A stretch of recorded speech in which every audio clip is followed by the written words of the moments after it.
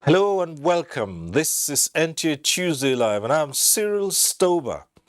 Now, ravaging floods across parts of the country have continued to displace thousands and wreak havoc on farmlands, dashing hopes of a bumper harvest in the 2022 cropping season. Now, this double tragedy has crippled social life and grounded economic activities in the affected areas.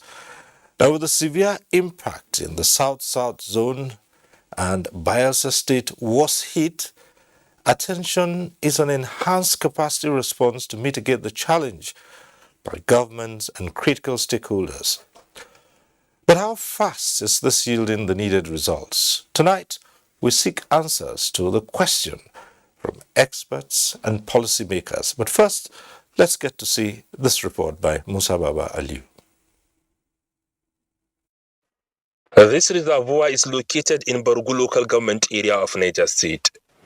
It is one of the two hydrological dams in the country. Looking at the water body from this angle, the reservoir is calm in spite of the volume of water.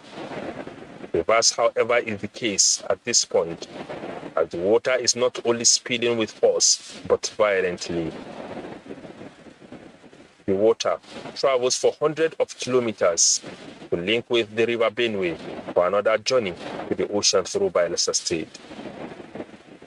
This movement, coupled with the torrential rainfall, is responsible for the overflowing of rivers, which led to the current flood being experienced across the country. The transboundary rivers Niger and Benue have been swelling, particularly River Benue, to the point that Cameroon opened their gate on the 13th of September. They have been spilling water, and by my last communication with them, it will still continue maybe up to 15th, 16th of this month of October, meaning over 1 month of non-stop of release of water. And that portends so much danger to us down here in Nigeria. What we're witnessing now is a riverine flooding, and from the information we're getting from NISA, we're going to see more floods. And now the rains is concentrating on the north central and the southern states. So there will be a combination of short duration, high intensity rain with riverine flooding.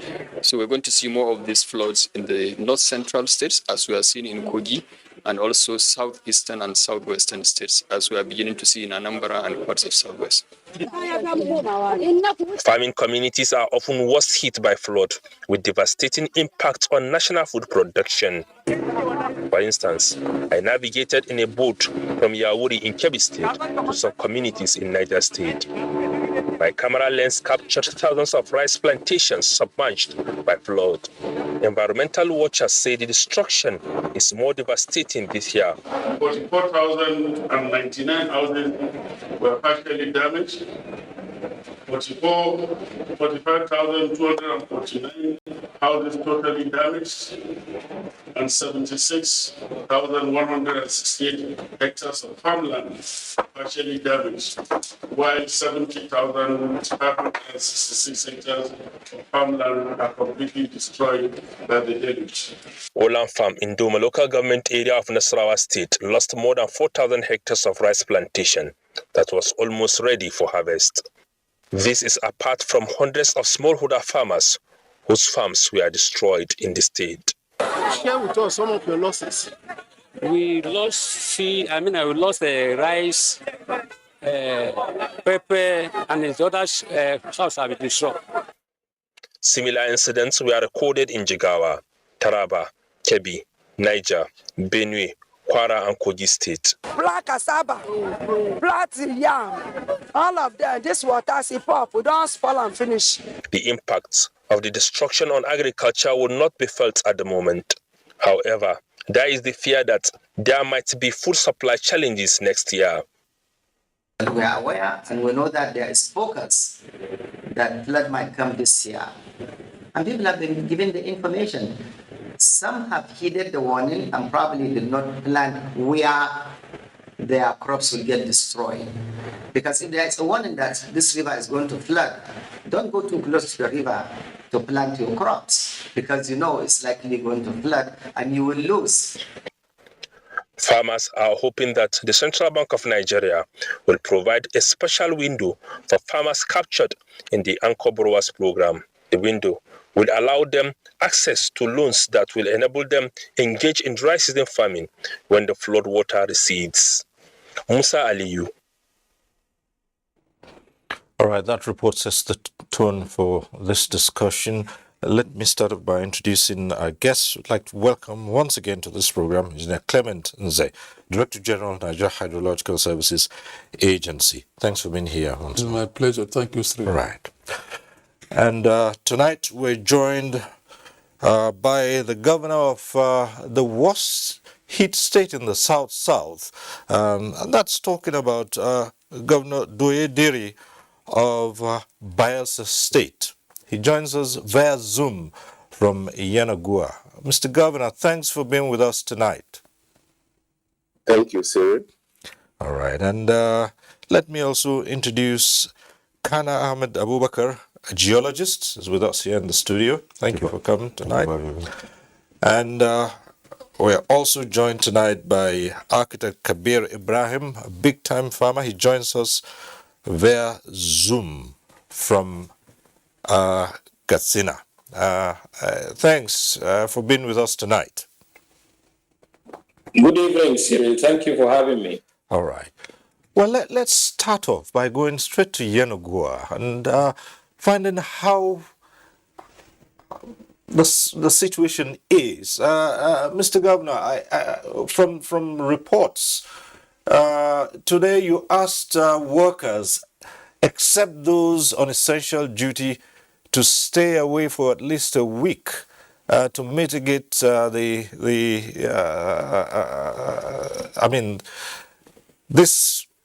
that has been described as a disaster, to mitigate the effects of floods that have inundated the state. Give us a picture of what it is like at this time.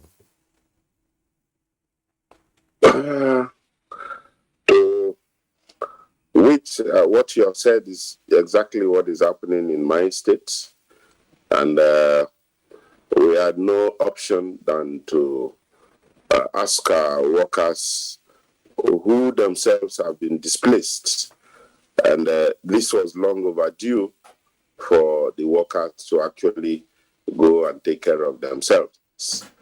So we gave a 1 week break with my broadcast of this morning.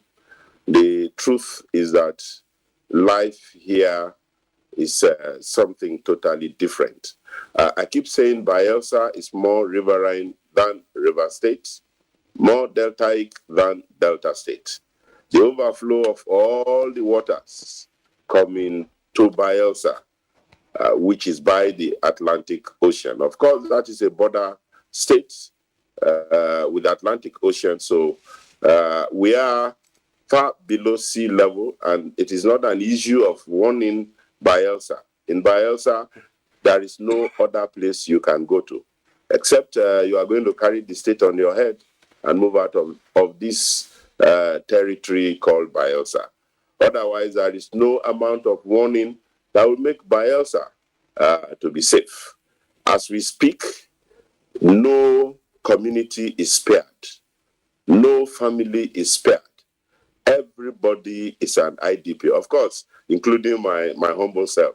I'm an IDP too.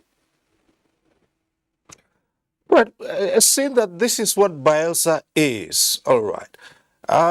What have you in place Because you've just said that there's no amount of warning that's going to make any difference to it. So you know this is bound to happen. So what are you doing currently? How are you addressing the situation currently? Apart from people just staying, well, now can we call it home? Because a lot of people have been displaced. And as you yourself mentioned, you are an IDP yourself. What we are doing is actually to ensure the safety of lives by way of educating our people, particularly those Nigerians who are resident in Bayelsa, and most of them who don't even know how to swim. Just this morning, we lost one of them again to the high currents of flood. And so we keep educating them and then moving them to particularly few schools that are yet to be flooded. And then where we have as a Oxbow Lake, it's one big arena that is not yet flooded, and it has become a very serious IDP camp. But you see, the truth here is that most of these communities that are flooded, the citizens themselves do not want to actually leave their homes. So they keep raising standards within their homes and live in that flooded area with the use of canoes to assist them in ensuring that they attend to the markets and they attend to normal human needs with the succor that the state government is also giving. Long before now, we anticipated it with the warnings that were equally given. And so our schools were closed even before the flooding.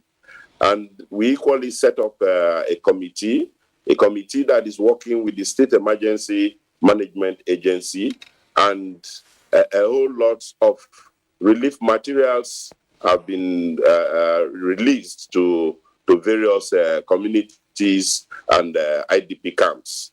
But beyond that, we equally have engaged our Ministry of Health very fully, and they have localized health facilities in all the local government areas in the state. Because we anticipate more of a post-flood crisis in terms of health, because the waters are all polluted, and we are believing that even the main source of water in the state, which is our rivers, nobody can drink from those rivers again, and the boreholes are equally polluted. So the underground water is equally not too safe for drinking, and that will lead to a whole lot of health challenges. So the Ministry of Health has been fully involved, and they're also doing their best. So those are some of the measures we have put in place, and on daily basis, government has actually moved on with flood mitigation and flooding only as we speak. So we equally looked at the issues of the farmlands that have been destroyed, fish farms that have been destroyed. It is clear to us that there will be a food crisis in the state. Right now, Bayelsa State has been totally cut off because corridors to the rest of the country, which is through River State and Delta State, the east-west road on both ends have been cut into two. So nobody can actually come into Bayelsa State. Foodstuffs can no longer come into Bayelsa State. So we're actually facing a food crisis, and the state government, to that effect, is considering and have considered using our waterways to both Port Harcourt and Warri in Delta State to see how we can bring in foodstuff to support what the little that we already have here in the state. And these are some of the measures that the state government has taken so far, and will continue to monitor the situation as I personally visit most of these flooded communities and internally displaced camps to ensure that people actually still have hope that their government has not abandoned them. And that's what we have been doing since the floods came to their peak. Thank you. All right, Mr. Governor. Finally, on a final note, you've just spoken about a post-flood crisis, and you're going to be faced with competing demands from virtually every sector of the state, including government establishments, private establishments, individuals.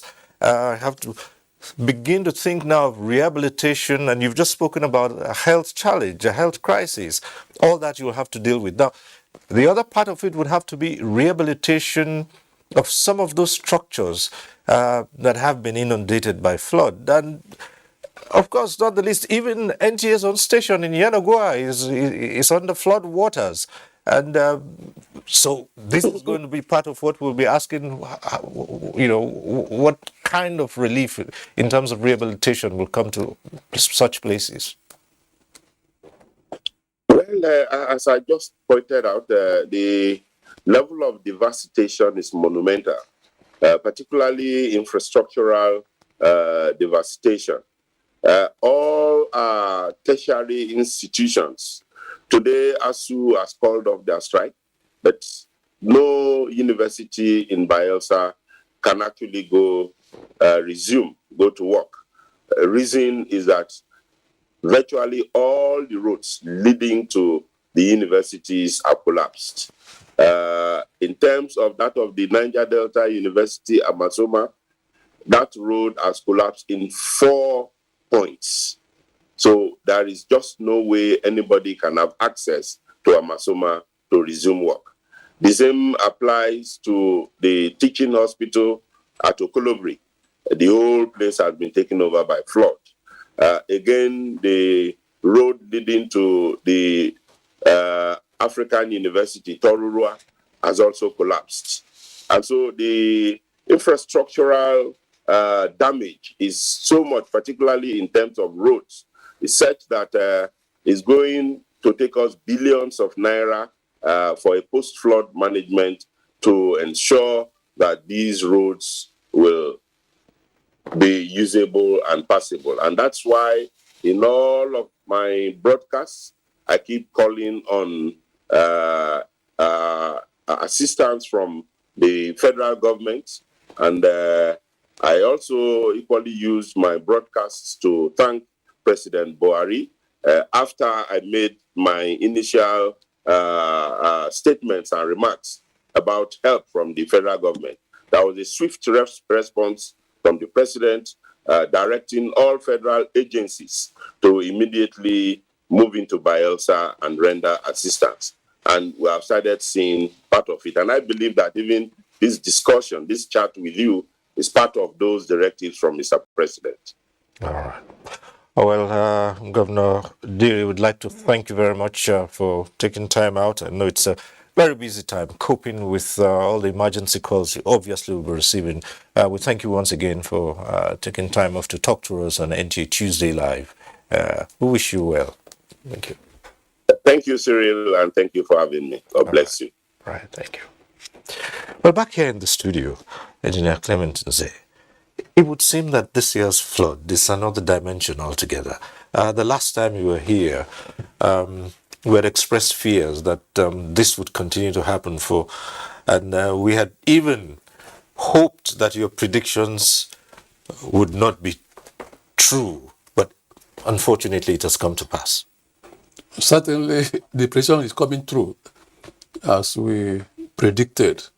The thing that we have seen all over the country. For instance, the spilling of water from Cameroon at our last discussion this evening, some hours ago, showed that they will still continue till around 29th. But there's a change. Formerly it was about 615 cubic meters per second. Later it came up to about 1,000 cubic meters of water per second that have been spilling. But as of today, it has drastically come down to 230 cubic meters per second, but it will still continue to around the 29th. And then making some comparison between 2012 and 2022, we see that we had more flood incidents across the country in terms of magnitude. For instance, our measuring point somewhere downstream the complex in Lokoja, last 2012 was about 12.84 meters, the height of the flood measured from a zero gauge. At that same point, this year, October 4th, was 13.22, reasonably quite higher than what it was in 2012. So it's quite monumental. River flooding, coastal flooding, then the urban flooding, all working together and then causing all the havoc we are seeing in the country today. You are the geologist. The last time you attempted to put this in perspective for us and why this is happening. Just climate change or other factors as well, all combined? Yes, thank you very much for this question. And from the presentation of the DG, taking cognizance of the 10-year cycle, and the previous presentation in terms of the present situation we found ourselves. Yes, prediction was made by NAMET in February and then NISA in May. And all the necessary prediction was distributed up to the lowest level of government in this country. And now the issue why it will continue to reoccur is what's supposed to be done has not been done. And what do I say about that? Just like the DG said, we have three kinds of flooding in the country. One is the coastal, which Bayelsa, the coastal states are also having. But the main flooding is the river flooding that comes upstream of the country that finally empty into the ocean through that. So it means most of the measures that we have set over the year that has to be done in terms of construction of structures must have to be done. If they are not done, certainly it will continue to repeat itself. The issue there is that issue of flooding is not a state affair. Like the water that is presently causing mess up in Bayelsa is not the water from Bayelsa. This is water that comes some from upper part country, other part of the other transboundary, and some within the country that finally comes down. It means now that some certain structures have to be installed in the various rivers. You take cognizance of the Benue corridor, River Donga, River Taraba. Most of those areas have to be dammed so that it will reduce the amount of water that finally goes into the River Benue. Same thing with the River Niger corridor. If those structures are not put in place, certainly it will continue to occur. Now, for Bayelsa, just like His Excellency has said, they are living below sea level. Yes, we have seen countries that the entire country is even below sea level.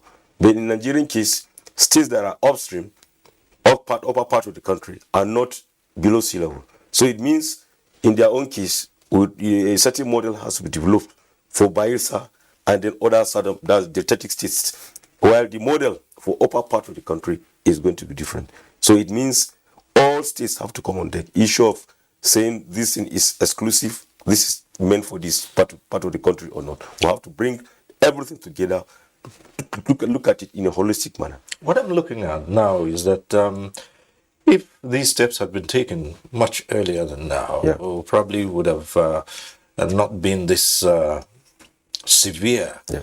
But even if you start now, these are at best long term. It's long term. What I'm saying is that now, based on the presentation of the DG, he mentioned the amount of cubic meter of water that comes down. Now, there are so many models we have said in this program severally, how you can divert this water somewhere. So if we now look at it holistically, the whole country, we will now identify A, B, C, D area as supposed to be area you are going to put in this particular dams. Right. Now you now do the design and then do the calculation of how you can be able to get the funding. Certainly it cannot be done in a day. Countries that were able to overcome this took them over 45 years. And they were able to get money here and there to be able to address that particular issue. So certainly within now, we have to now draw a sort of roadmap. Is it 10 years? Is it 20 years? We draw the roadmap, look at the funding, area where we're supposed to put in the structures. That where some of them that are micro, state government will have to do that. So that if to now reduce the amount of water that finally empty onto the River Benue and then onto the River Niger. So the mega ones, those ones, federal government can handle. Then another challenge we have is the issue of Land Use Act, which it is the purview of the state government. There are situations whereby you bring a model, which were mentioned in this program, issue of retention basin. Let's assume now you want to divert water to a particular location, issue of composition. All right. Yeah, so these are some of the issues in our progress. Let's go over to Architect Kabir Ibrahim. And now the question of food. You had, yes, if you're there, can you hear me? All right. You had Governor Diri talk about the devastation, farmlands, and the food crisis, which, of course, Bayelsa and almost all these other states. And this in itself will translate to a food crisis generally, the entire country. If so many parts of the country are having this crisis, then it will, of course, extend to other parts of the country. So what do you see here? Well, a lot of trouble ahead because before this shock, there were many other shocks. Nobody anticipated that this would be so much, and we were thinking that our food would be at home and we would contend with those shocks that were there. And the shock of flooding, which was mentioned from the beginning of the year, was going to be limited to certain areas. We were even advising our farmers to avoid the flood-prone areas and all that. But you can see that the flooding is all over. Nobody anticipated its coverage. So the possibility of having food shortage is very imminent. Already there is inflation. This flooding will exacerbate the inflation.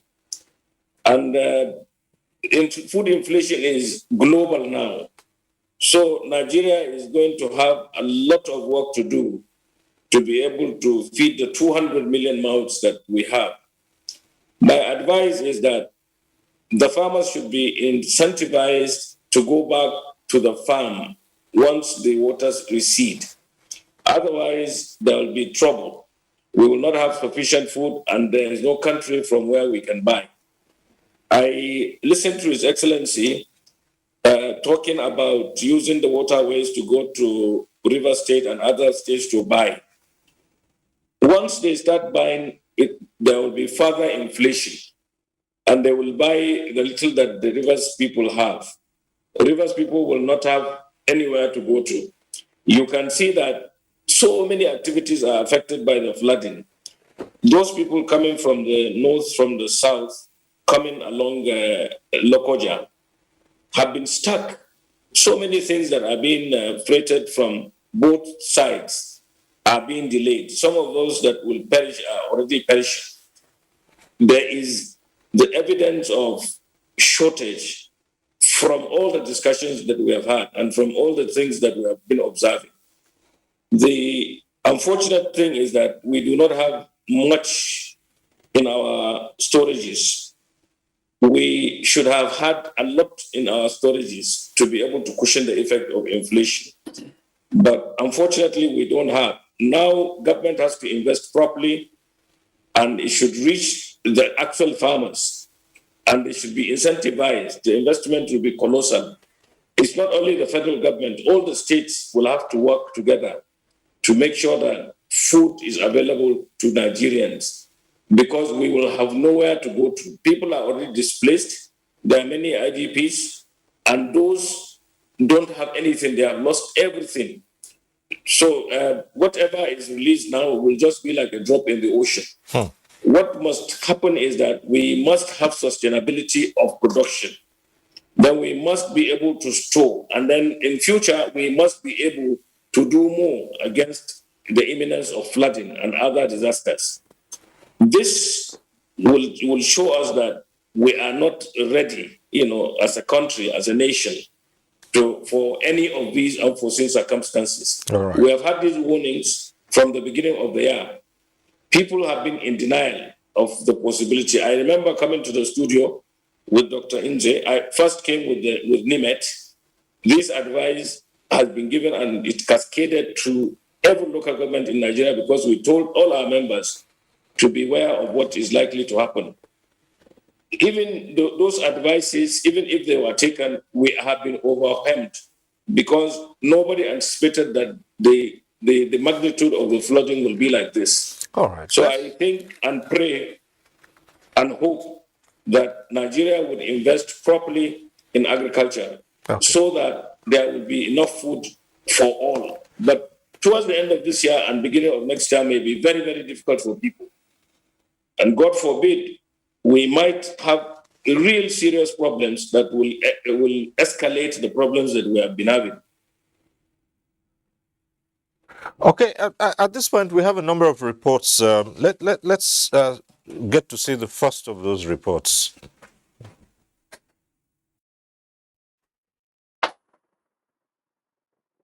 The devastating effect of the flood in Jigawa State is severe on the lives of over 300,000 families accounted to have been displaced. The disaster also destroyed over 400 farmlands, while public infrastructure such as bridges and roads were cut off. The most worrisome is how over 100 lives were killed by the flood waters and building collapse. Many families are still taking refuge in internally displaced persons camps and public structures. Malam Usman Kaswa is a farmer who hitherto cultivated rice, millet and beans, among others in large quantity, and used the proceeds to take care of all his family needs, but has lost everything to the flood, including his animals and house.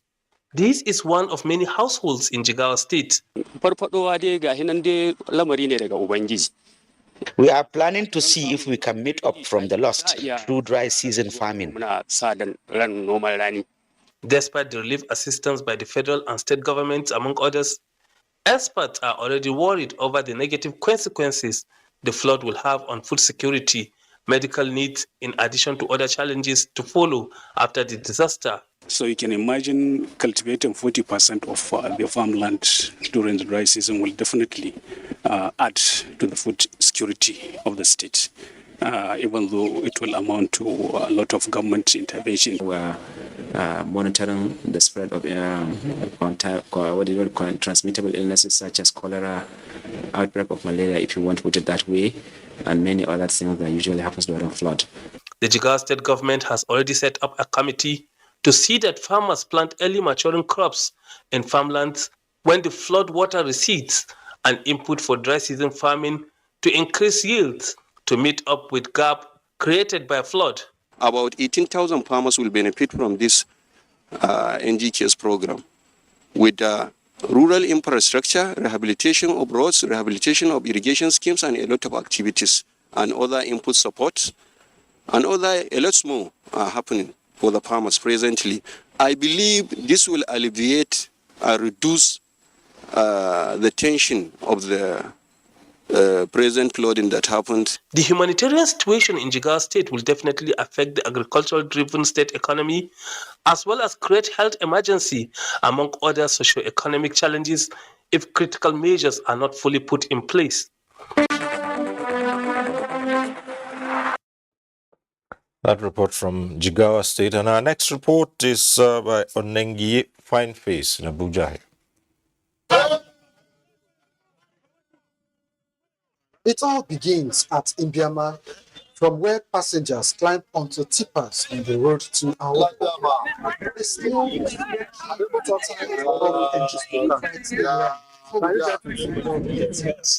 I'm coming from Indiana. I'm going to Port Harcourt. There is no vehicle. It is only the truck that is free that will get to enter. They are moving with fear. Because if anything happens, mostly the part of the road that collapse, if we mistakenly get into it, I believe there is none of us that can survive. The place is tight. The vehicle has a lot of smoke. The vehicle is not good for a place for human being to travel.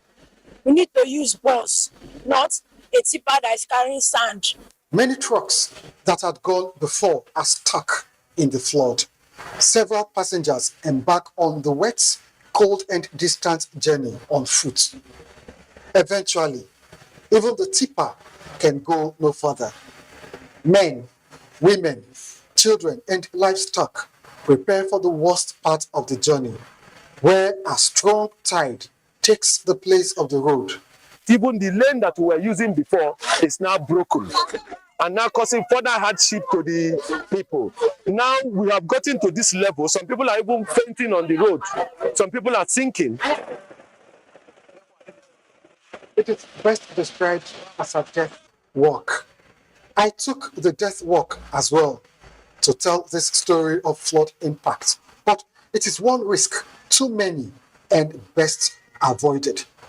On NTA, fine face. We have been joined now by Dr. Shadrach Akoloku, a public affairs analyst. He joins us from our Port Harcourt Network Center. Thanks for being with us tonight.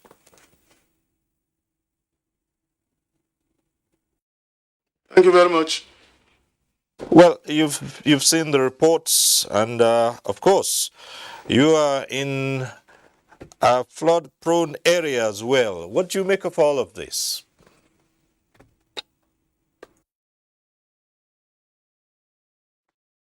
I'm happy that I've finally been acknowledged and asked to make some contributions. I would like to say, for a start, that most of the analysis of the impact of this flood are superficial.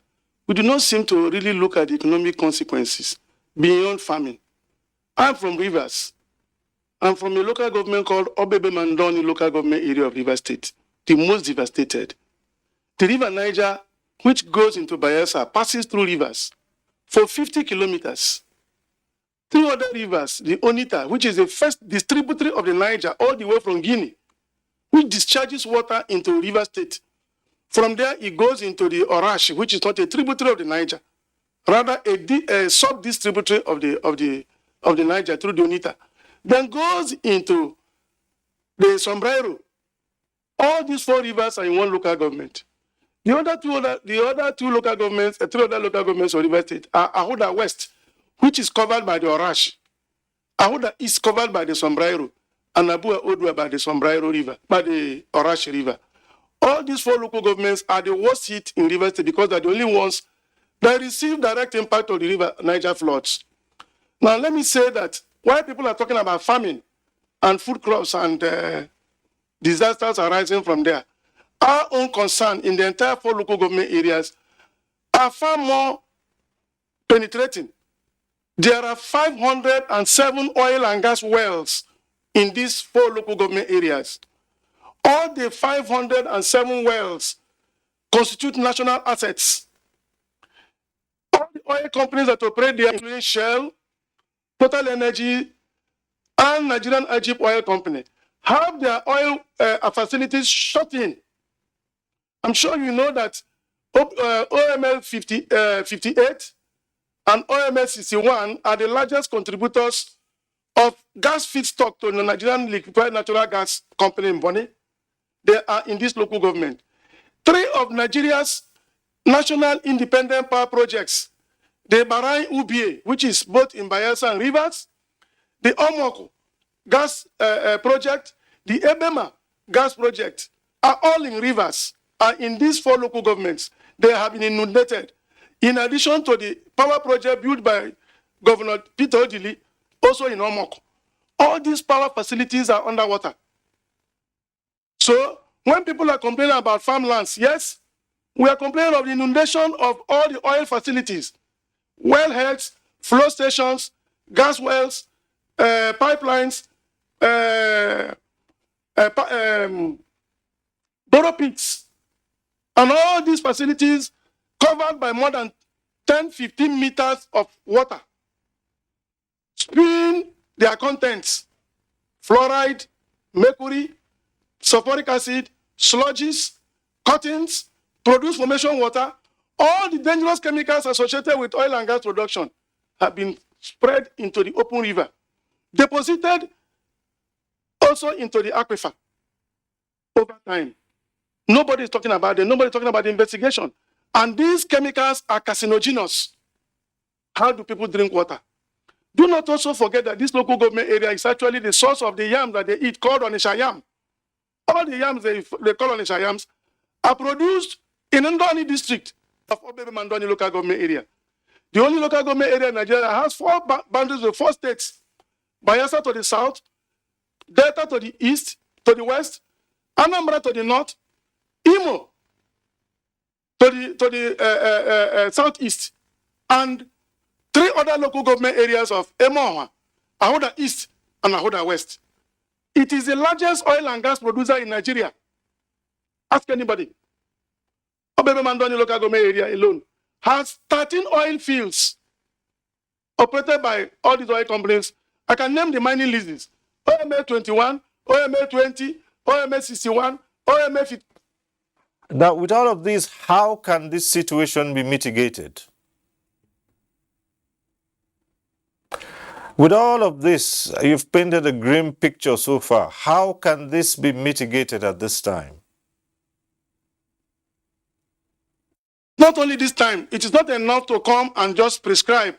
Then after the flood season, everybody goes home. The problem of water management in Nigeria is quite historic, constitutional, legal. Until water is removed from the exclusive legislative list and put in the concurrent list so that states can also legislate, build dams, build ports, build navigation, do ecotourism, generate power, transmit, distribute, and sell electric energy, there will be economic boom. It's not enough to just say, oh, let palliatives. No, palliatives will not be enough. I want to say, historically, nobody should blame Cameroon for releasing water from the Lagdo Dam. The Lagdo Dam has the smallest quantity of water that is getting into the Niger, into the Benue, because it's on a ratio, it's about 300 to 300,000 cubic meters of water. I was in Yola 2 weeks ago.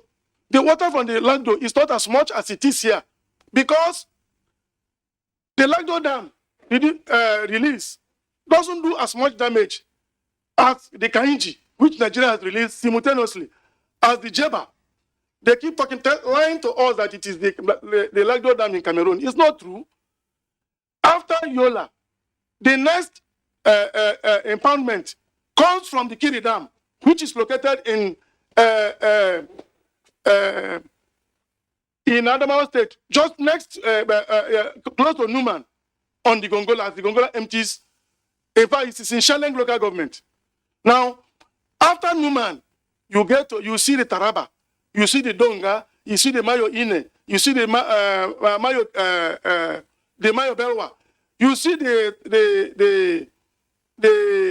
Kasina Ala, and all the rivers, including Wase, they all flow before getting to the mountain Benue. The Benue contributes 60% of all the waters of the Niger, apart from the ones that come from the Shiroro, the Gurara, the Sokoto, the Rima, the Kaduna, before coming to Lokoja.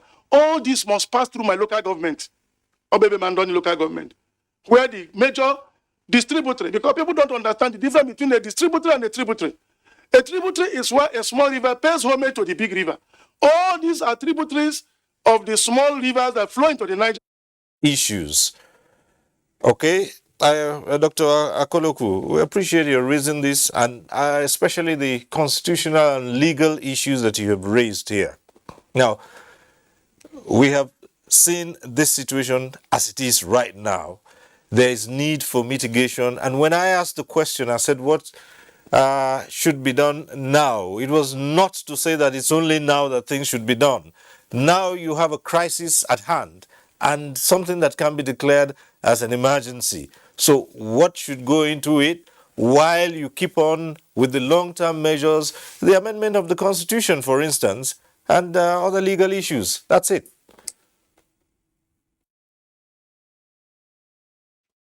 The question you have asked is very germane. What can be done? What can be done has to be multifaceted. Number one, Nigeria has to do containment of the current water. Over 400 billion cubic meters of water, fresh water, are discharged into the Atlantic through various channels. In the next 2 months, we'll be talking about another water drought, in our water cycle. We will be looking for fresh water. There will be a quarrel between herdsmen and farmers. Why can't we create 8 dams that will absorb this excess water that is wasting now because they are national assets? Rather than cry tomorrow, because it becomes seasonal. After now, everybody goes to sleep until the next June, July. Water flood is not earthquake that happens instantly. It is monitored. It is regulated. The rainfall patterns are known. Everyone who is familiar with hydrogeology or and water management knows that Cameroon hosts the rainiest spot in the whole of Africa, a place called Abuja, with a daily diurnal range of 404 millimeters of water and an annual range of 10,000 milliliters of water. That means in Abuja, it rains almost every day. And therefore, because Cameroon is in a mountainous area, all the rivers in Cameroon cascade into Nigeria, whether they are the Cross River, the Donga, the Benue, the Faro, the Mayo Kebi, the Mayo Ine, all of them flow down into the Benue Valley and then come down to the sea. Why can't we build 8 dams? We can look at what Julius Berger did in Abuja, for instance. Thank you. We'll ask you to pause a while. Let's come back to the studio here, and Engineer Clement is here. He's listed so many sources of the flooding, particularly in those 4 local government areas where he mentioned in River State. What's your response to that? Well, just as His Excellency mentioned, the type of flooding experienced in Bayelsa, and then Dr. Akoloku has listed, very graphically what happened in his own domain.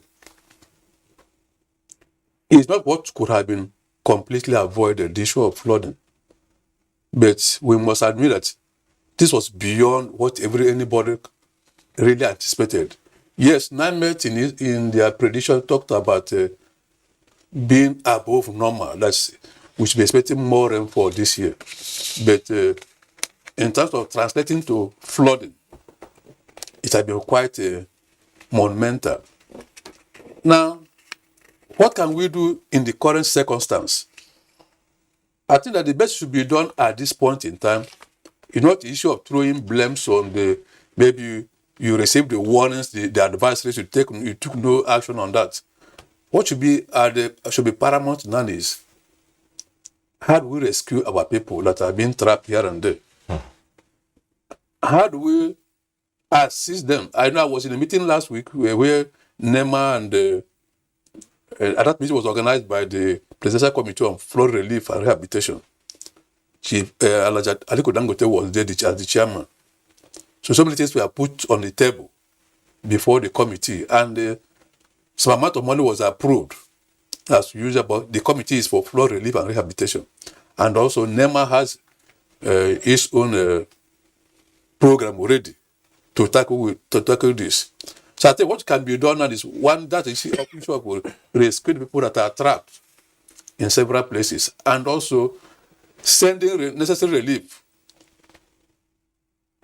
Much will still come later after the post-flood. You have to do that assessment. Like Dr. Akoloku mentioned, the issue of pollution of groundwater, or the wellheads, the water supply, but groundwater polluted, aside from the other aspect of it, oil wells that have been destroyed. So the best can be done at this point in time is rescue all the people, provide necessary amenities to cushion the effect. That's what you can do now. As there are other things that should have been done right before this time around, so as to reduce the impact of what we are experiencing right now. Ahmed Khan, some people have called for a declaration of a state of emergency. You agree with that? Yes, I agree with that, in the sense that if we declare a state of emergency, it means, by Nigerian context, it means the government has taken it very serious, that everything will be on deck. And to go further to that, in furtherance to that, to previous speakers, in terms of food security, I want to address that. Yes, we are going to have food challenge. End of the year, there's going to be inflation here and there. But the flood of this year if you look at it location by location, it's different. Like for instance, we take case of Confluence State and Lokoja, and then Nasarawa, where you have lost a lot of hectares of rice. Now the positive is that a lot of nutrients must have come out from the rivers and deposited on those particular areas. So the solution, in order not to enter food security quagmire, is that we have to imbibe issue of genetic engineering. That is to say, immediately after the rains, we should start planting immediately. And it should be a seed whereby it has very short gestation, in such a way that shortly after that, you can plant another one. But you have to take cognizance of the maximum point in which this year it has overflown, so that you don't go into the same kind of cycle. Because the construction we have mentioned, even if you bring the whole money in terms of Naira and Kobo, if you have done the design, construction cannot be done in 1 year. It has to take a very long time. So it has to be done phase in phases. So that is my take for that. All right. Architect Kabir Ibrahim, if you're still with us, what's your take on that? Well, I have said it all. The farmers need to be incentivized to go back to the farm. The last speaker also alluded to that. Oh dear. Okay, we'll try and return and re-establish links with Architect Kabir Ibrahim there. But we do have a report from Lokoja, I believe. Yes, and maybe we should see that at this point in time, saying that Lokoja has been mentioned a lot in all of this, with everything that's stuck there as a result of flooding. In light of the NIMET prediction of 2022 rain pattern and the eventual release of water by the authorities of Lagdo Dam in Cameroon and Kenji, 31 states of the Federation, including the Federal Capital Territory, have been devastated by flood. The calamity has affected over 1.4 million people, killing 500. Here in Kogi State, 9 flood-prone local government areas, including Kogi, Kotonkarfe, Lokoja, Basa, Ajokuta, Ofu, Omala, Igalamela Odolu, Ida and Ibaji have been ravaged by flood, with Ibaji becoming the focal point. Houses submerged, displacing thousands. Livestock, crops and other means of livelihood were laid to waste by the surge. Just as the harvest period approached for farmers in Kogi State, the floods washed away their produce. As it stands, perishable goods are becoming scarce in the market. Omachoko Abu, a farmer who owns a cassava and beans farm, narrates his ordeal as a result of the flood. Yes, I'm a farmer here. So we cultivate beans, maize, cassava and so many things. Water I've never got here before, but this year water came here and packed all our cultivations away. Yes, it's year 2012. This flood is affecting me. My house is the back of this house. All my property is not spoiled. The place where I go hide my load, thief come pack am. National assets such as infrastructure and amenities are also threatened by the flood. According to expert opinions, the floods, which are becoming a yearly occurrence, will severely affect urban settlement and create food scarcity if sufficient action is not taken by the relevant authorities. These floods have washed away a large population of our farming communities. And these are the populations of people who are farming those food that we eat. So automatically, if you know that this farming season has been lost. Government has to begin to think of going back to their reservoir to see how they can save a lot of food now that are perishable, so that even in the harder time, they can come with such food for the masses. 10 years ago, must we wait for it again to happen again in 2012 and 2022? 10 years exactly after. Government didn't do anything to checkmate this thing. I think going forward, whatever we need to do to ensure that this thing does not happen again, we must do it. All right, and from Imo, let's get to see the situation. This is Abajeke community in Ohaji Egbema local government area of Imo State. As you can see, the devastation is real. Houses, churches, schools, markets, farmland, submerged all in one as a result of the flooding. Thousands of people have been rendered homeless as flood overran Abacheke community in Ohajegbema local government area of Imo State. Nothing was spared, including the access road to the country home of the Minister of State for Education, Goodluck Nanaopia. This riverbank, just like many others, was an access road linking several communities in Ohajegbema local government area of Imo State before it was overtaken by flood. I was taken on a tour of some affected communities in this locally made boat now used by residents as a means of accessing what is left of their farmlands, which have been washed away by flood. With the incident that just happened, to play with the federal government and the state government to work hand in hand so that they can dredge the River Niger, the River Benue, so that they can be able to accommodate more water. The implication of this on food security certainly cannot be overemphasized, as the contributions of the people of Ohajegbema and other affected areas in nearby Uguta local government area, known to be the food baskets of the nation, will no doubt be affected. Terrible thing will not happen again to our people. This flood that happened affected my house and my farmlands. That blank zinc house you are sighting from here is where I lived before it was submerged. Flood has submerged my farm, and I don't know how to swim. I don't want to die. That was why I climbed up. Head of Operations, National Emergency Management Agency NEMA, Ifeanyi Nnaji, while sympathizing with victims of the affected communities, affirms that government will provide relief materials to reduce the impact of their pain. Relief has been approved for the affected persons. So in no distance time, the items will be in Imo State and to be handed over to the state government for onward distribution to those affected. The queue can only get longer, as just one grinding machine spared by the flood in Ohajegbema is now left to service farmers who are forced to harvest their cassava as a result of the flood. More to this is also the fact that most of the affected people are now seeking refuge with friends and loved ones residing in the state, which has created a problem of rural-urban drift. All right, as we conclude this segment, let's just take your quick comment on this, Engineer Clement Nze. Is this over, or we're still looking at more flooding? Well, going by NIME's prediction, which they kept, or they keep repeating, that we should expect more rains. Okay. And we're expecting that that being the case, before the flood recedes, especially in Niger Delta, might reach up to half of next month, before the floods, will recede completely. Okay. For you, your final word on this? And my final word is to concur to the suggestion of Dr. Shedrack, whereby the powers of water management should go to the state, which is encapsulated in the National Water Bill 2022.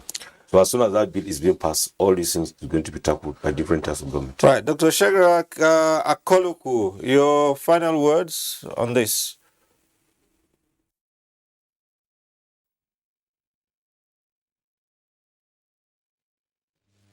Now, we need to go back to the mouth of the headwaters of the Benue and build the Datin-Hausa Dam in Foforo local government area of Adamawa State.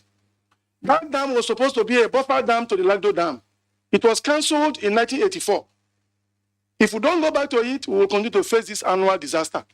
And there are many other dams we can do, including the earth dams I've talked about. They are not expensive, so that we can have more detention areas. And also know that even in the impacted areas, we need to investigate the impact of chemicals that are on the surface waters and in the aquifer, as well as invasive species.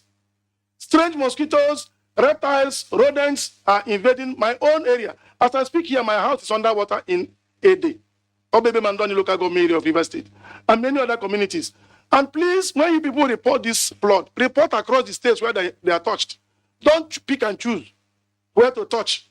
Many people are affected and they are not talking and they are not known. And NEMA and Humanitarian Services Agency of the federal government visit Obebe Mandoni local government area, visit Ahuda West, visit Ahuda East, visit Abu Odua. It is very tragic. Thank you very much. Thank you for being part of this discussion. Thank you very much. Finally, Architect Kabir Ibrahim, your final words on this matter. Well, I think the farmers have to be incentivized to produce more. Okay. We need to go back to the farm. We need to deploy many techniques, innovate, use a system of crop intensification, plant when the waters recede. All right. And be at the farm every day and all year round. Do climate smart agriculture. That is the way out for now. Then, of course, the other things that will be more sustainable will be to arrest the effect of flooding when it comes from locations that we know. We should build whatever we're supposed to build. We should do our own bit to minimize the effect of the flooding. The climate change is a reality. We must not be in denial of it. Right, thank you very much. We've run out of time on this segment. We'd like to thank you, gentlemen, for coming on. Thank you so much, and we'll still keep an eye on the situation and report accordingly. Thank you once again. Right. Up ahead, we have another matter that's as devastating as this too, devastating to the economy of Nigeria. So many reports about oil theft. That's what we'll be looking at when we return. Stay with us on NTA Tuesday Live. The 157-kilometer Lagos-Ibadan Railway is the first double-track standard gauge railway to be built in West Africa. The Mobolaji Johnson train station is a masterpiece, an infrastructure that is gradually becoming an iconic building in Lagos State. The modern facilities put the station on a world map of train stations. Likewise, other new train stations across the country built to world-class standards. The train and its convenience is indeed an admirable effort, with commendations from Nigerians. This is a station that we have to commend the federal government for putting a beautiful face, empowering us in Lagos State, not only in economic and political arena. I can say that I'm really impressed with the infrastructures in place. Kudos to the Minister of Transportations. Kudos to the federal government. Truly, good things are coming out of Nigeria, and the federal government is deserving of all the applause.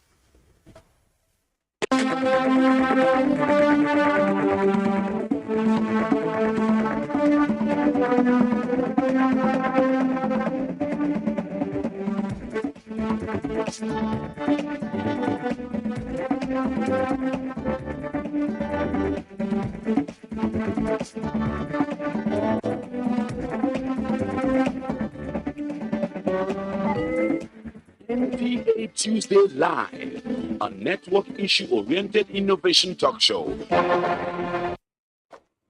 Questions have been raised about the massive oil theft that's been going on in Nigeria for quite some time now, leading to loss of revenues. On NTA Tuesday Live tonight, our second topic will x-ray just how devastating this has been to the Nigerian economy and what can be done. But first, let's get to see this report by Lydia Sampson. Like a thorn in the flesh, crude oil bunkering and theft had continued to make the oil and gas sector bleed in Nigeria. From a little hemorrhage, it grew to become life-threatening. Determined to revive and resuscitate the sector responsible for a large chunk of the nation's economy and foreign exchange earning, the NNPC Limited commenced a life-changing collaboration with the communities and key security operatives, and now the narrative is changing for good. The manifestation of the success story all began when Group Chief Executive Officer of Nigerian National Petroleum Company Limited, Mele Kyari, revealed that the company has uncovered an illegal 4-kilometer pipeline from Forcados in Delta State to the sea and a loading port that has operated there in the last 9 years.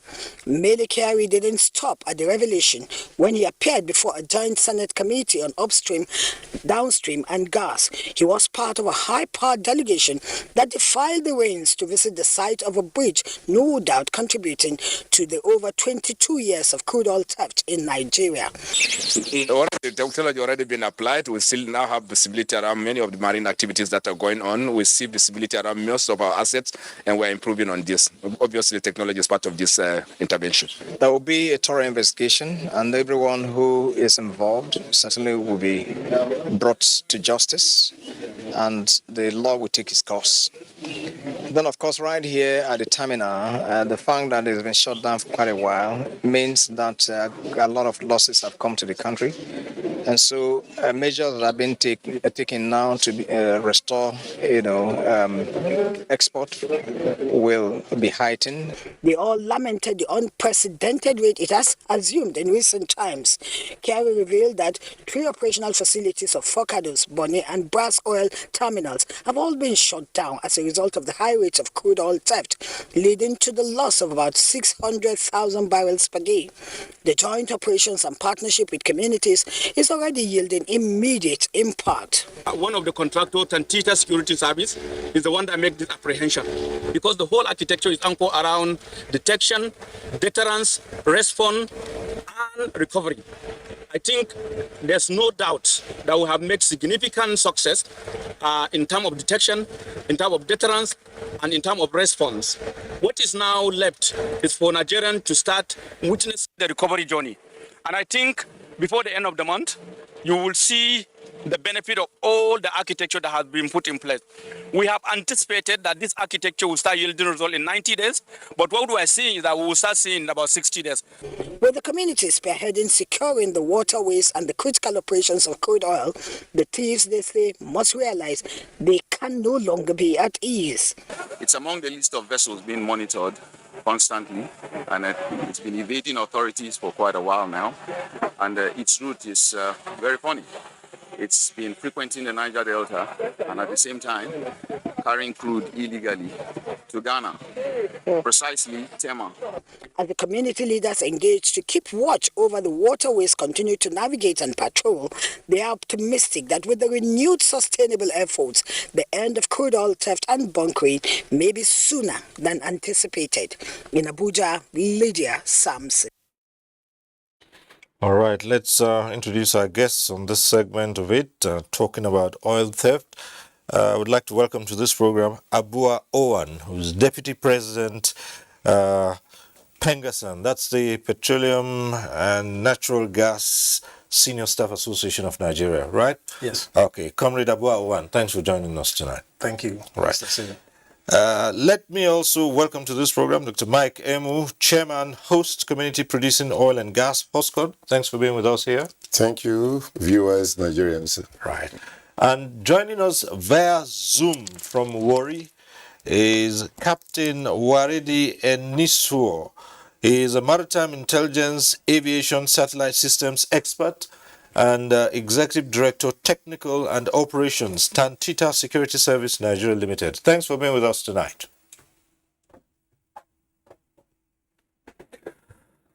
All right. Thank you very much. Okay. Thank you. So, how massive is oil theft? Let's begin with the Comrade Abua. Well, thank you once again, Mr. Stowa, and good evening, Nigerians. From the perspective of Pengasan, we believe that this is a very massive, thing that has bedeviled our industry, and it's affecting the economy of the country adversely. To be frank, crude oil theft didn't just start today. In the industry for over 10, 15 years, we've been experiencing these incidences of crude oil theft, pipeline vandalism. But in the past couple of years, the incidence has grown to astronomical volumes, where we are presently at a risk as a country, as an industry, of going under. Because in some locations, some of these oil producing facilities, you have a situation where more than 90% of crude being pumped through the pipeline, specifically the TMP, Trans-Niger Pipeline, that takes crude oil to Bonny export terminal. There are instances where at the height of the crude oil thefts and losses and pipeline vandalism, over 90% of crude pumped from the flow stations is lost in transit before it gets to the terminal. So to a large extent, presently, what most of the operators do is rather than pump and lose all your products, they shut in production. So when we are talking about crude oil losses of over 600, 700,000 barrels on a daily basis, most of this is shut-in or lost production. Now, if we take our computer, let's do a little calculations. You're talking about an average of 700,000 barrels a day loss of crude oil. Now, that would amount to about 21 million barrels in a month. And if you calculate that with the average present prices of crude oil that's hovering around $90 per barrel, you are looking at a neighborhood of around $2 billion in losses on a monthly basis. And so you can imagine the impact that these losses are having on the Nigerian economy. Okay, let's come to you, Dr. Mike Amos, Chairman of Who's Community Producing Oil and Gas, HOSCON. These facilities pass through the communities, don't they? Of course. The truth is that the pipeline, the flow station, all the equipment that the IOC and the NOCs are using, the Niger Deltas are all hosted by my communities of the Niger Deltas. And so if we are talking about oil taps, let me just join my colleague who have just given a breakdown about what Nigeria is losing daily economically as a result of oil theft. 24.73% of crude oil production falls. And we can no longer meet with the OPEC quota to Nigeria. The issue is that I, being the national chairman of the host committee of Nigeria Producing Oil and Gas, don't I know who are responsible? I know. You do? Of course. And with me here at this studio, I have documents and newspapers. And so have you... I will not open that, but let me come to say that if an empty vessel is moving within 1 to 50 nautical miles to the high sea, to the deep sea, is Nigeria not aware? If a pregnant vessel is coming in or going out, are we not aware? What is taking place in terms of oil taps? Don't we know who is involved? I, as a national chairman of the host community, would I tell Nigerians that I'm not aware of fire? So if you know these that people illegal refineries are there. All right. So if you know these things, have you communicated to the authorities? Thank you very much. Who would you complain to? The syndicate, the cabal, these top people. They know what to do. They take care of the Navy. They take care of the Army. They take care of the police. It's only DSS that is dedicated. These are very serious allegations you're making. I'm making this now, and they are hearing me. And there is no way that the Nigerian civil defense that were in charge of pipeline surveillance are not aware of what is taking place. We of the Niger Delta, and I, the chairman, I can tell you, if you go to Okpa, this is what is taking place in Delta State. If you go to Omok in Rivers State, this is what is taking place. If you go to Bomodi in Delta, this is what is taking place. And I can quote here and there, and Nigerians are hearing me. Are the oil company not aware? They are aware. The federal government, they are aware. If I comes out to say this and this and this and this, who protests me? What do I get from it?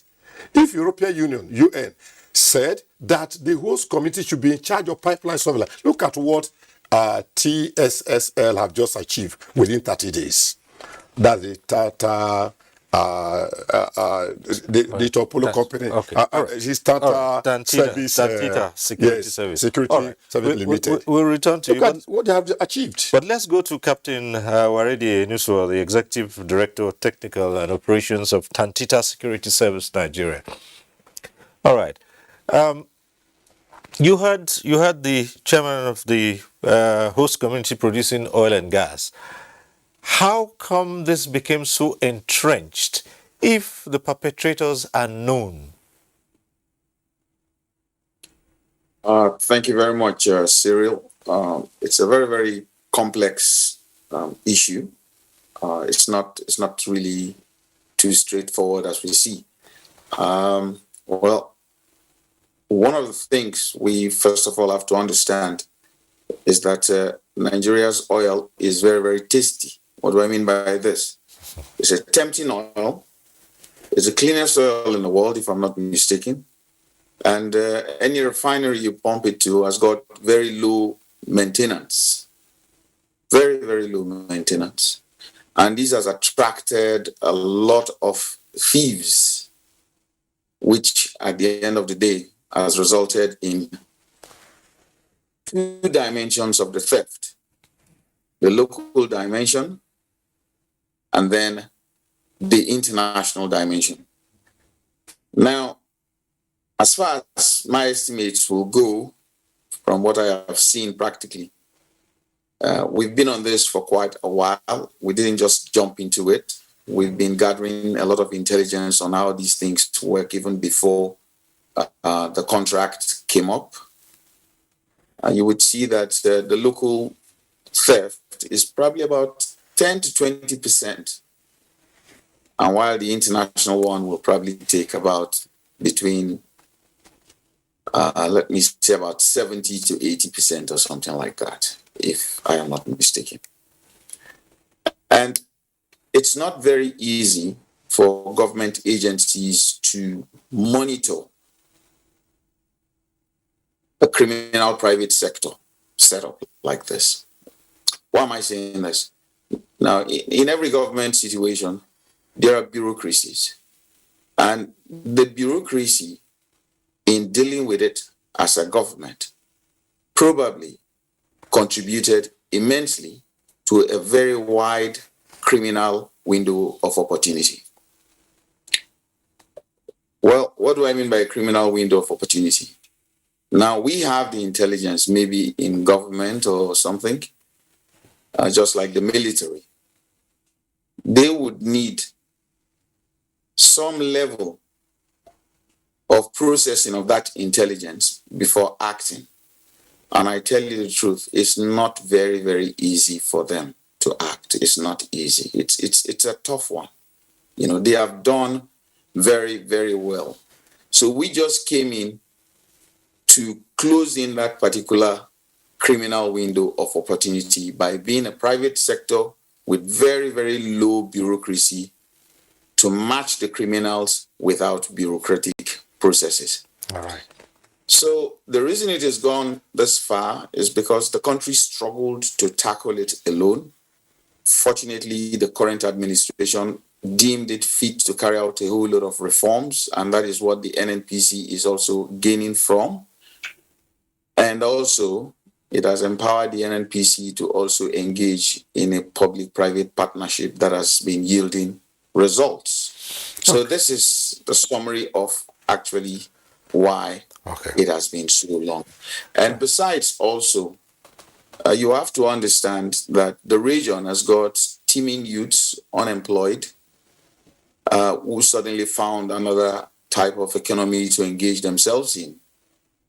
Because the demand for the oil, the lack of refineries in the country also came up and helped in propping up illegal refineries, which more or less, at the moment, with what I can see, are able to brew this crude to the extent that they can get diesel, even up to fuel out of it. So it's a whole lot of things. Okay. You know, I will just stop here for now. All right. So that, okay. Let's come back to Comrade Owen. Yes, the totality of these losses, you put figure at some $2 billion dollars monthly.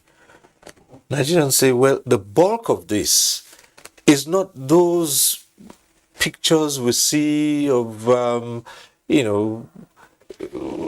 half-clad, villagers with drums refining crude in the most elementary manner and all that. That theirs mainly is environmental pollution. But that the real thing, this is a specialized field, it's done in concert with experts in the industry. Well, yes. It's a syndicate. It's really a classic case of organized crime. And it takes a whole lot of players to establish these syndicates. I would say that the solution to this would also require a collaboration from all stakeholders to be able to come together and say enough. Because what started as smallholder thefts has now spiraled into something that is putting the corporate existence of the country, Nigeria, at risk, at jeopardy, which is affecting every component of the entity called Nigeria. Yes, apparently when you look at the videos that have been shown in the media, you see the sophistication in terms of the weldings on the pipelines. It's obviously not being done by peasants. Yes. Yeah, these are very technical minded people. But we have statutorily established bodies that should look at the security of assets, of national assets in the Niger Delta or in the country generally. We, on the 8th of September, Pengasson as an association went on a street rally to advocate in very strong terms against the prevailing incidents of crude oil theft. Because we feel that government should be up to their responsibility to protecting these assets that belong to Nigerians in general. And that it is only because of the failure of government and its institutions that we have found ourselves where we are today. And as a trade union, as a pressure group, we advocated very loudly. And since then, we've had a couple of, we can all see some of the impacts of this pressure on government. Because whether or not, and we have said it in different fora, if any of our members, the oil workers under the auspice of Pengasson, is found culpable of participating in economic sabotage, economic terrorism, as an association, we would not shield such an individual. All right. So we call on the security agencies to be alive to their responsibilities, and more importantly, for me, even than, yes, it's a very good thing to respond, to apprehend, but we should begin to name and shame, prosecute, to act as deterrents to future people that want to participate in the future in these nefarious activities. All right, Dr. Emu, there's an ongoing collaboration with communities and security agencies, and two things here. First is the feeling that even while this massive theft was going on, it wouldn't have been without the collaboration of the host communities, because they would have the information or perhaps they were complicit in forwarding such information to the authorities. That's on one hand. And the other, there are also skeptics who say, well, involve the communities, and perhaps the next thing is everyone is on the take, and they get compromised as well. It is actually unfortunate that the IOC and NOC, NPDC do not actually relate well with the host community. And as a result, the host committee feel very, very much unconcerned with whatsoever activity that is all that is illegal, that is being carried out. So they just sit back and let it go. Of course, and let it go. But then it tells on us because of the pain of the destruction of the ecosystem, the destruction, the reduction of our economy, and so forth and so on. But I must thank God for TSSL, the achievement. But may I also say that if the federal government will allow the host community to be involved in terms of collaboration for synergy, if UN recommended the host committee to be part and parcel, you don't shave a man's head in the absence of the man. When Ibe Kachuku was the Minister for Petroleum, he did organize 7 big wings and invited the host community in. And since then, we created the present enabling environment in Niger Delta. I want to appreciate our present Minister for Petroleum and the Group Managing Director for NNPC that they decided to associate with the host community.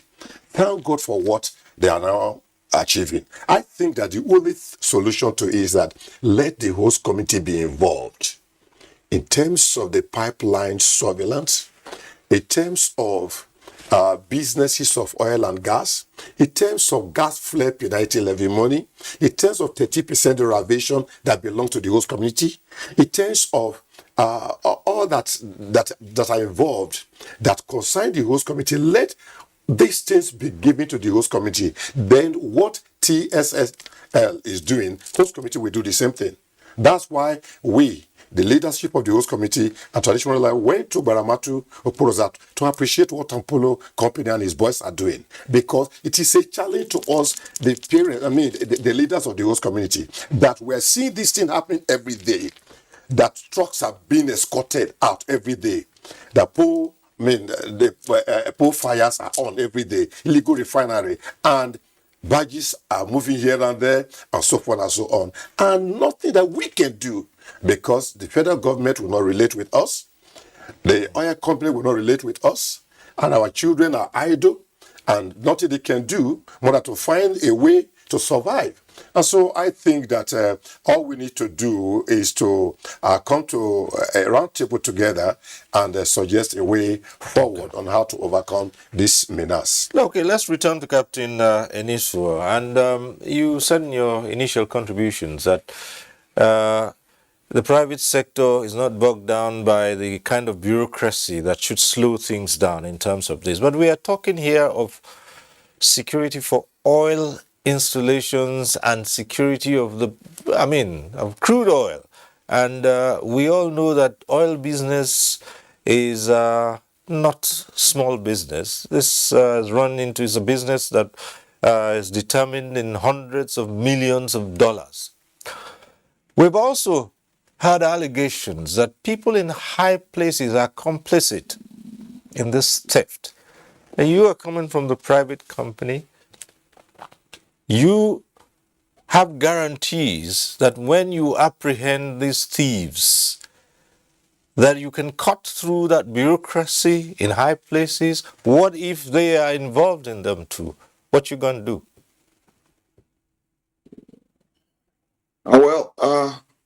Our job actually, if you ask me, is not really to catch people, is to prevent the stealing of Nigeria's oil. However, in the process of doing so, the law will not spare anybody, not anyone. I mean, you heard the CDS reiterate that. So as far as the contract goes, the line of communication is straight and swift to decision makers who would make the toughest of decisions to ensure that Nigeria's hydrocarbon industry is well protected. Now, before I go further, I want to explain a couple of things when it comes to the community issues. It all depends on how the country sees it. At the moment, Tantita Security Services Nigeria Limited has employed 17,000 community members spread out in different tiers all along its pipeline surveillance area. And not only has it employed those amount of members from the community, we also realize that it is not everybody that can come out and protect pipeline. Some are intelligence gathering officials. Some of them are practically trotting the lines to ensure that nobody goes in to breach them. And then we also place able-bodied women who are literally homemakers on some form of allowances while their husbands go out to work. Then there are also elderly people who are dependents on those people who are also placed on certain amount of allowance. That is the structure Tantita Security Services has got. And I will also say that that was what the Nigerian National Petroleum Company Limited advised all the contractors to do, that you must, it's non-negotiable, you must make sure that the host communities are engaged. So that aspect is being addressed by NNPC's ultimatum to all the contractors already. That is, I needed to clear that particular fact so that people know. Right. And even before now, a lot of people were probably not aware that you could also be part of this solution because the NNPC has also created an app whereby other stakeholders or other persons who are interested in protecting Nigeria's hydrocarbons could download this app, report what they see, and then get rewarded for it. So that also is in place. So literally, you could be self-employed going around looking for people who are doing all these type of things.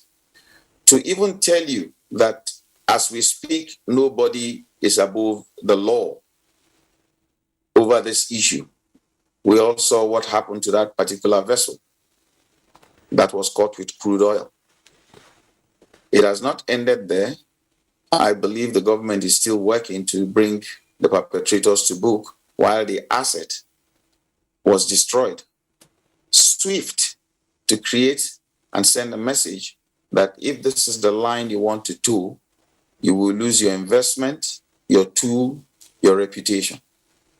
So these are the measures in place, and that is why we are very, very happy to work with this particular new dawn that has been created by the federal government and NNPC Limited.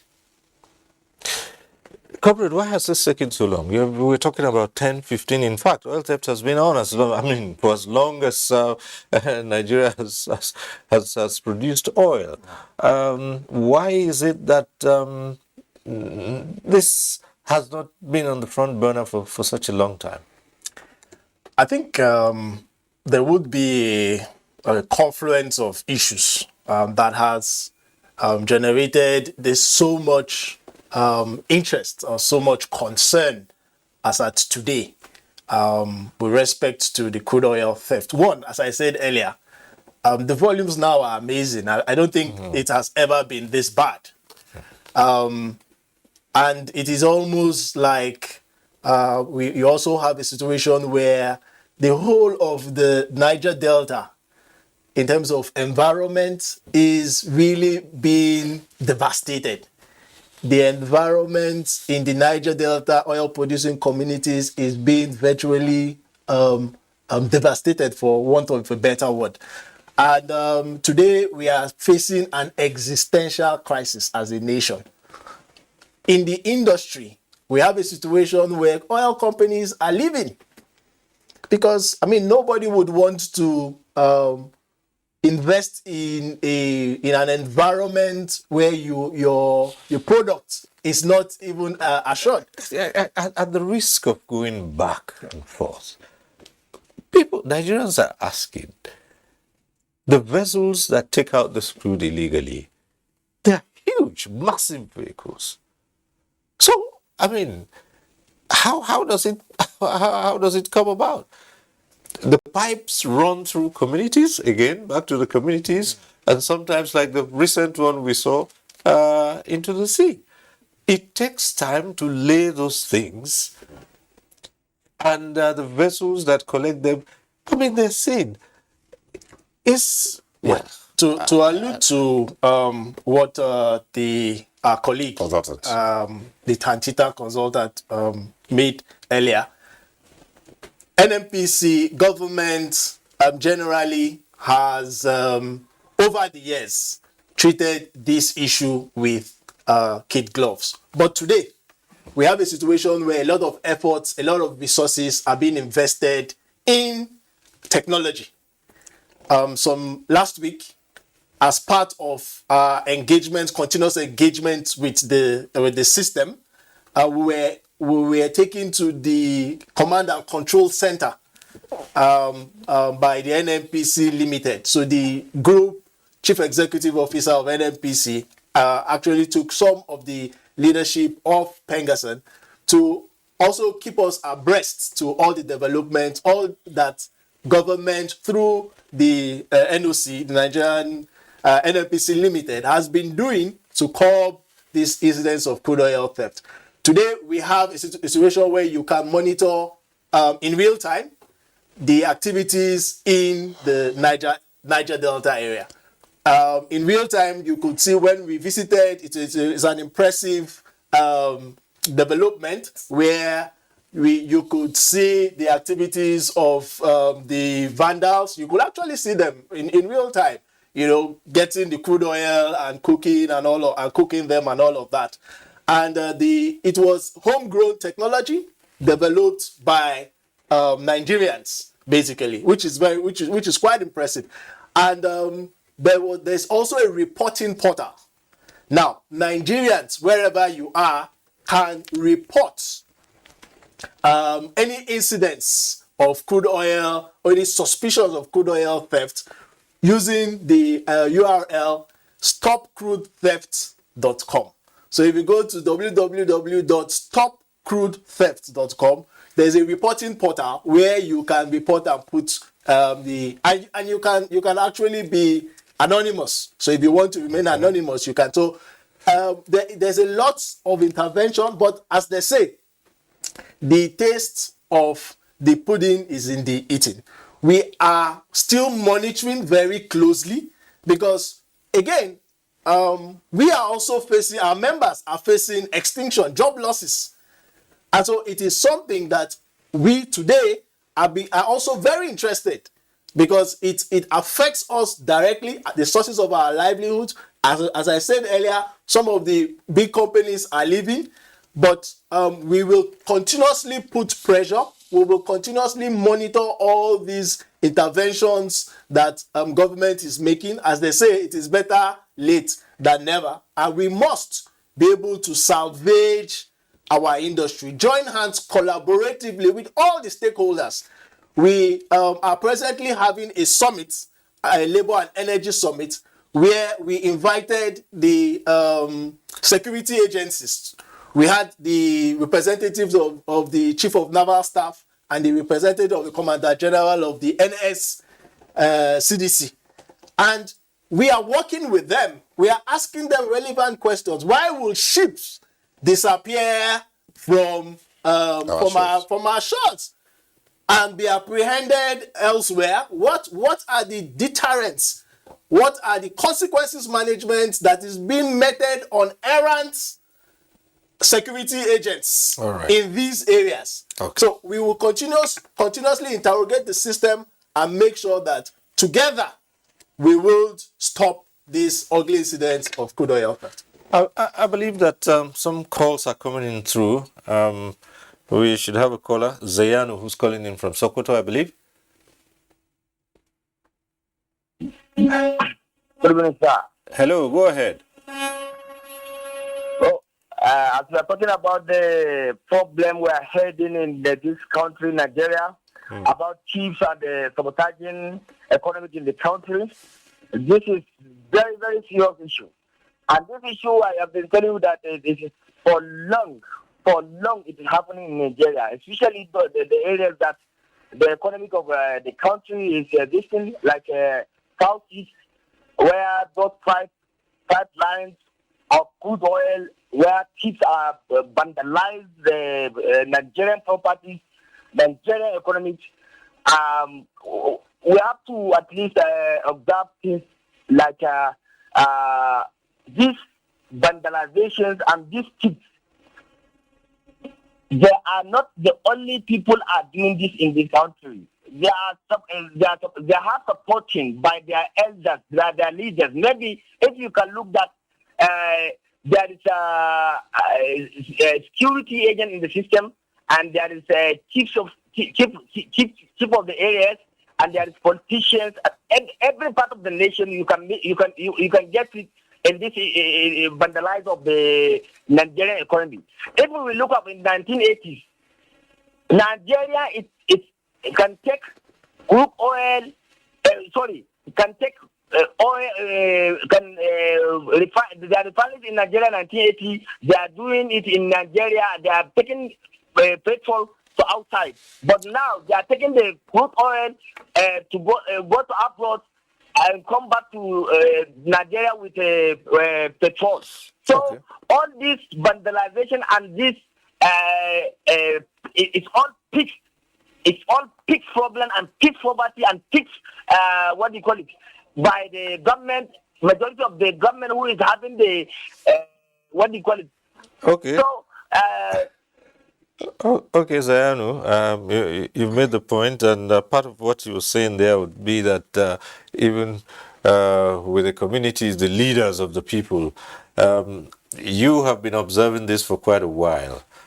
How involved are the people's leaders themselves? I can deny for the traditional rulers not being involved. I can deny for the politicians not being involved. But the army, the navy, the police, not DSS, we should checkmate them. They are fully aware of who owns the vessels. Dr. Emu, if today the authorities were to say, step forward and supply us the proof of this allegation, are you ready to do that? All right, thank you. When TSSL have discovered that a vessel was loaded with crude oil, they contacted the army, GTF, and they came on board and they got hold of the vessel and they set the vessel ablaze, which was wrong, however. But then, just because TSSL made up their mind to disprove Nigerians that the homogenic security company, not heterogenic, but homogenic security company, companies from the home that is involved, then there is an answer to it. You see, if the host community, let me make use of TSSL, OMS, Ocean Marine Solution, the host committee, pipeline surveillance company, and so if the home companies are involved, then we can apprehend those who are involved. We can actually implicate those who are involved. Until we do that. If not, thank God for what we have seen today in Nigeria within 30 days of TSSL. And more of it will come on board. So the only thing that the host committee can do is to let the Minister of Petroleum be aware of what is happening. Not only Minister of Petroleum, they also make up their mind that we can stop our children. That please don't be involved in this because you are causing industrial pollution, environmental degradation, corrosion, and so forth and so on. And so we can educate our children. And if the federal government will allow the host community children to be involved, then we can overcome this issue. Then we can work together with the military forces. Then we can overcome this issue. I'm not saying that all the chief of staff or army chief of staff, that all of them are involved. No, but there are bad eggs who are involved in this deal, and we can expose them. Let's go back to the phone. We have Sadiq calling in from Abuja. Hello, Sadiq. Go ahead.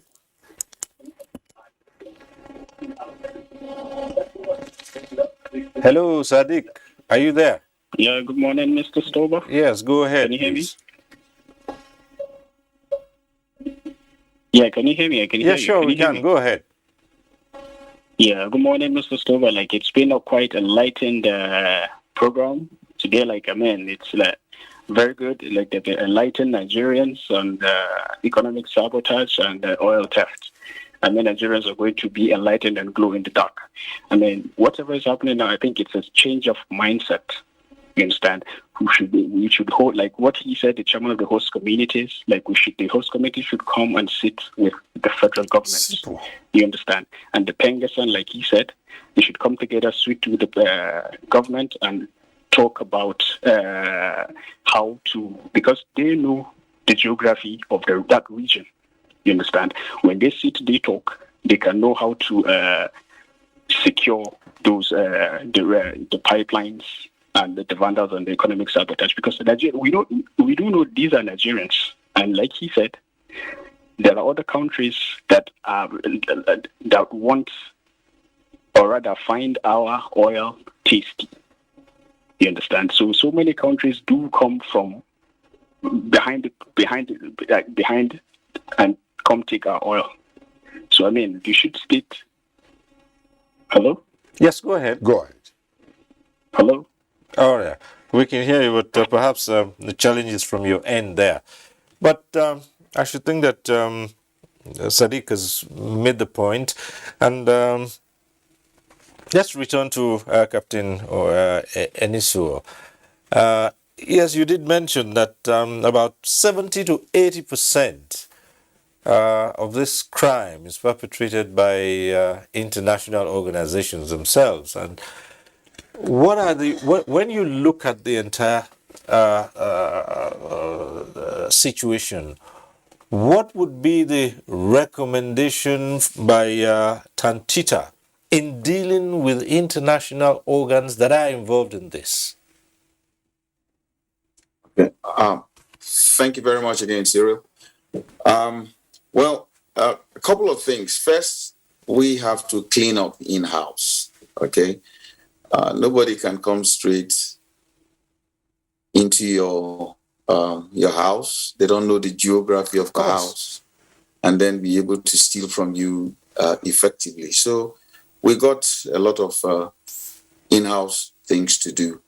And that cleanup does not necessarily mean going on and looking for culprits or something. It's how to educate people to have a third eye over their resources. Now, from my experience so far in all these discoveries, in some of the areas, you could tell that obviously somebody saw somebody doing something. Now, why did they allow that person to do whatever they are doing and then they got away? So it could be also that they capitalized on the fact that we have a type of society here where we have a don't ask, don't tell, it doesn't concern me, it's government. Government is seen like a separate human being up there. But that is not true. We are all part of government, you see. So I think there needs to be a lot of orientation to it. And you know, here in Africa, I realized something which is very, very key. We see foreigners as saints. We see each other as evil. So that being saint look, because some of these connections you see were not done by locals. They were done by, as I said, a smart civilization. So if you see a foreigner bend down and be doing something on the pipe, that perception that they come with, their general successes in their country, somehow gives the African a false sense of security. He could be doing something wrong, but you say, oh, because he's an Oyibo man, he is carrying out maintenance. You never know. So we had lapses that created this problem. Maybe our security forces also need to be trained more to have a better eye over these issues. Okay? Now, the crime is getting far and far more sophisticated. A big ship can come to Nigeria with two things. One is legal and the other is illegal. What do I mean? It can stay in Nigerian waters, nominated to come and lift crude oil here and there. Fine, peaceful, no problem. But I can tell you, while it's got all the papers to be inside the waters, some of these small boats are penetrating the creeks and probably loading it and going. So, you see, we need to train our people for that particular third eye that we talk about. That's one area. Now, the falsification of documentation is also getting very, very high. How well do we exchange, all these agencies exchange information quickly? And how well is that information processed positively? You know, it's also key. Now, we can talk all about stopping the oil theft. Have we got local refineries that are going to produce oil? In as much as we don't have these refineries, this issue is going to go on.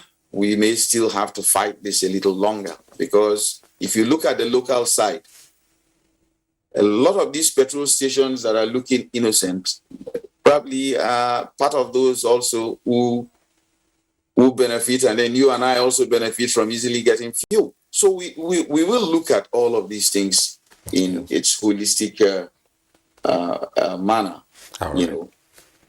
And I was a jet pilot. If I just put this, I was a jet pilot. Yeah. And as we speak, I can't renew my license from where I got it from, because I'm regarded as somebody with a dangerous skill, except I'm attached to an airline. So how well do these oil companies monitor their staff who probably left in anger? Some retired with this type of skill. So we have to look at all these things. That's another aspect of it. And well, as we conclude, comrade, could you just sum up for us here? Well, this issue of crude oil theft is a serious one. It is multifaceted. It has taken a lot of collaboration within the syndicate, within all the component parts of the operators in the industry, because for us to have gotten to this point, as has been stated, it is a sophisticated machinery that's in place. What can lead to the solutions? I think that should be where our focus really should be. I believe that collaboration again amongst all the collective stakeholders, the operators, the government security agencies, the regulators, the workers, the host communities. There is no gainsaying the fact that the host communities are very intricate part of the ecosystem around oil and gas production, and they must be welded, infused into the protection of the pipeline, the facilities. They must be infused, and we've seen progress that has been done, that has been made, achieved in this couple of months. However, we strongly believe, as the president of Pengasson made very passionately before the Senate committee, ad hoc committee investigating oil theft, that as a country, we should also be ready to invest in technology. Okay. We must invest in technology long term to be able to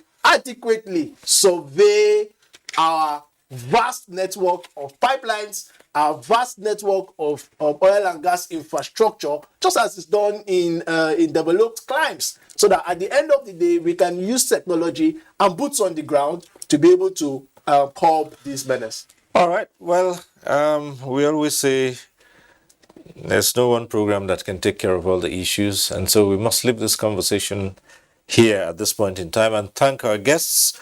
Comrade Abua Owan, Deputy President Pengasan, thank you for coming. Thank you. Thanks so much. Thank you.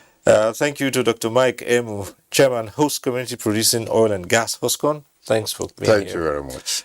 And Captain Waridi Enisuo. I hope I got that correctly. Perhaps at some point in time, we might try to get that pronunciation correctly. Maritime Intelligence Aviation Satellite Systems Expert, Executive Director, Technical and Operations, Tantita Security Service, Nigeria Limited, who joined us via Zoom from Warri. Thank you for being with us. Thank you very much. All right. And that's our program today. We thank you for watching. Next week, we'll be back with NTA Tuesday Live. I'm Cyril Stober. Continue to stay safe.